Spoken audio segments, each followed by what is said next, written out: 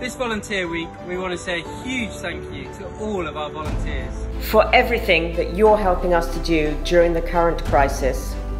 Whether it's working hard in one of our depots, taking one of our vans out on the road.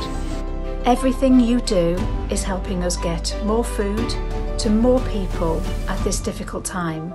During the last 2 months, you allowed us to really ramp up our operations. To deliver an incredible 1,100 tonnes of food. That's the equivalent of 2.8 million meals. You've been with us as we've changed the way we've worked with schools and partners. Volunteers have helped us by sharing their stories in the media and beyond. Which is so vital to highlighting the increased urgency of London's growing food crisis. You've supported us in other ways with your creative fundraising ideas.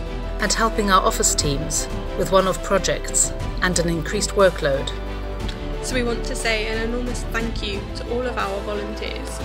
Whether you've been able to continue your volunteering or had to temporarily step back. Whether you've been with us from the beginning or you're brand new to our mission. We couldn't do anything without you. Thank you. Thank you. Grazie mille. Thank you. Thank you. Ačiū. Thank you. Thank you. Thank you. Thank you.